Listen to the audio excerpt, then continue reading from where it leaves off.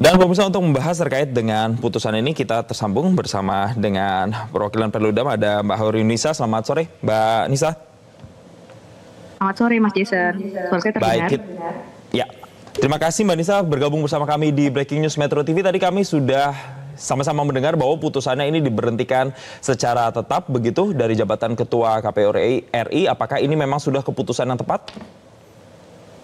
Iya, saya rasa ini keputusan yang tepat sekali begitu ya, karena kan beberapa kali gitu ya KPU, khususnya Ketua KPU sudah mendapatkan peringatan keras terakhir oleh DKPP karena beberapa pelanggaran kode etik, dan saya rasa ini menjadi puncaknya begitu ya.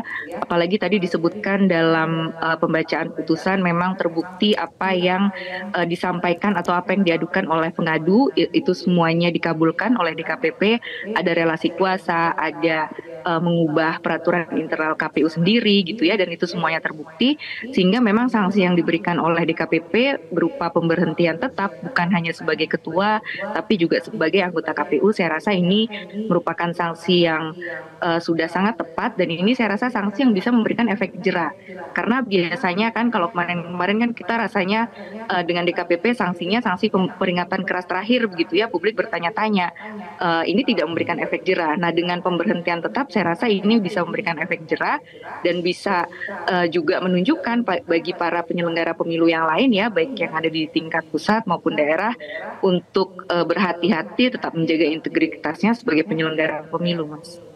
Ya, kita tahu juga bahwa keputusan ini akan efektif setelah putusan ini terhitung sudah dibacakan, dan pihak DKPP tadi juga menyatakan bahwa Bawaslu diminta untuk mengawasi pelaksanaan putusan ini. Bagaimana nantinya Bawaslu benar-benar bisa mengawasi pelaksanaan putusan ini, Mbak Ninis?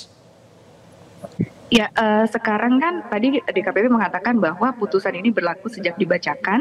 Nah, karena ini levelnya adalah KPU nasional, maka Presiden yang akan mengeluarkan surat pemberhentiannya dalam bentuk kepres dalam waktu 7 hari tadi DKPP sebutkan. Nah, itu sebetulnya yang perlu kita dorong ya, agar Presiden segera mengeluarkan kepresnya, lalu kemudian ke DPR untuk segera memproses pergantian antar waktunya. Kan artinya sekarang anggota KPU-nya ada 6 ya, harusnya kan 7. Nah, artinya akan ada 1 orang yang diganti, dan itu diprosesnya nanti akan ada di DPR. Jadi prosesnya harus cepat saya rasa, karena kan apalagi sekarang tahapan pilkada juga sudah berjalan ya, supaya juga tidak mengganggu kinerja dari KPU itu sendiri, Mas. Nah, Bawaslu mengawasi seluruh proses tahapan itu, Mas. Untuk tahapan pergantian jabatan yang kemudian ini sudah diberhentikan begitu, butuh waktu cepatnya itu dalam hitungan berapa nih? Berapa waktu, Mbak Ninis? Ya, tentu setelah Presiden mengeluarkan kepresnya, kan secara administrasi dari Presiden ya, administrasi Presiden akan mengeluarkan kepresnya. Nah, dari kepres itulah yang kemudian menjadi dasar bagi DPR untuk segera melakukan proses PAW-nya, pergantian antar waktu. Dan untuk proses PAW ini kan sebetulnya daftarnya sudah ada ya, karena kan pada waktu seleksi di tahun 2022 yang lalu itu kan dari 14 nama yang diserahkan ke DPR, 7 dipilih berdasarkan ranking, artinya kan sudah ada urut-urutan berikutnya kalau ada anggota KPU yang berhalangan tetap. Nah, hari ini Ketua KPU Pak Hashim Asyari sudah diberhentikan oleh DKPP, artinya penggantinya ya tinggal naik saja urutan ke-8-nya gitu ya, urutan ranking setelahnya itu tinggal naik, dan DPR harus segera memprosesnya, Mas, tidak perlu mengulur-ulur waktu lagi. Saya rasa tahapan pilkada juga harusnya menjadi salah satu pertimbangannya untuk segera memproses PAW ini. Terkait dengan tahapan pilkada sendiri yang sudah berjalan, begitu sudah setengah berjalan, Mbak Ninis, apakah dengan diberhentikannya Hashim Asyari ini juga nantinya akan berdampak terhadap proses yang saat ini sedang berjalan? Ya, kalau untuk pilkada memang sebetulnya kan memang yang di daerah ya, masing-masing daerah yang menyelenggarakan. Tapi kan KPU itu mereka yang akan mengeluarkan kebijakannya berupa peraturan-peraturan KPU. Itu yang akan dibuat oleh KPU. Nah, kalau jumlahnya maksimal dalam artian kalau jumlahnya 7 komplit tentu akan lebih baik gitu ya dalam membuat peraturan-peraturan yang ada di KPU. Nah, sekarang kan prosesnya memang kalau untuk teknisnya ada di level daerah, level kebijakannya ada di KPU RI. Nah, di level kebijakannya inilah yang kemudian akan bisa berjalan cepat kalau ya tadi anggota KPU-nya lengkap, ada 7 begitu ya, semuanya segera diproses dengan cepat, sehingga peraturan-peraturan KPU terkait pilkada juga bisa cepat juga dilaksanakan, tidak perlu menunggu proses-proses yang panjang lagi.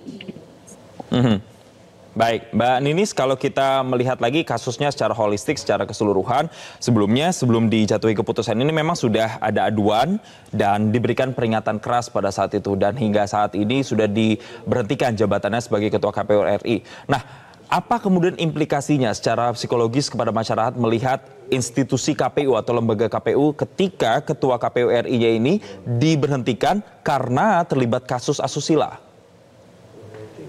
Ya, ini memang bisa dikatakan perbuatan yang berulang ya, karena kan beberapa waktu yang lalu Ketua KPU juga sudah pernah diberikan sanksi kasus yang serupa gitu ya, dengan tadi ya, dengan sanksi peringatan.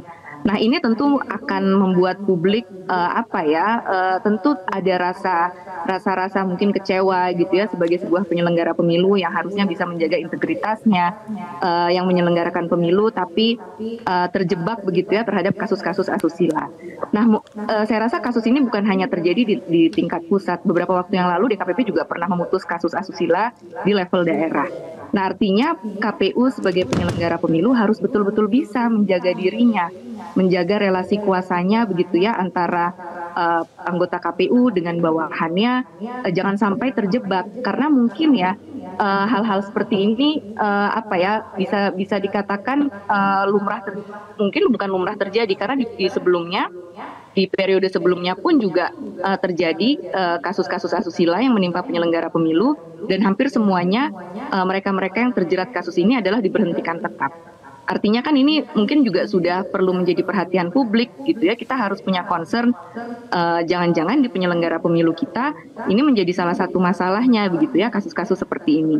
Nah, dengan diberhentikannya Ketua KPU sebagai anggota termasuk juga sebagai Ketua KPU dengan kasus asusila, ini kan bisa menjadi alert begitu ya, harusnya bisa memberikan efek jerah baik itu kepada penyelenggara pemilu di semua level ya, di nasional sampai tingkat lokal untuk betul-betul berhati-hati menjaga integritasnya, jangan sampai menyalahgunakan relasi kuasanya hanya untuk kepentingan pribadinya, Mas. Mbak Ninis, kemudian apa yang harus menjadi catatan atau concern dari nantinya Ketua KPU yang menjabat berikutnya dan juga anggota KPU agar kemudian kasus ini tidak berulang lagi ke depannya dan tetap menjaga marwah dari KPU itu sendiri, terutama di saat ini kita melihat bahwa proses pilkada itu sedang berjalan? Ya, sekarang KPU menurut saya perlu segera memplenokan begitu ya untuk memilih ketua sementara. Lalu kemudian setelah ketua sementaranya ada, mereka akan menentukan gitu ya ketua tetapnya. Dan berikutnya tadi mengembalikan lagi kepercayaan publik. Pengawasan internal itu sangat dibutuhkan di KPU supaya hal-hal seperti ini tidak terulang lagi, Mas. Baik, terima kasih Direktur Eksekutif Perludem Hoirunisa Agustiati telah bergabung bersama kami di Breaking News Metro TV. Jelajahi cara baru mendapatkan informasi. Download Metro TV Extend sekarang.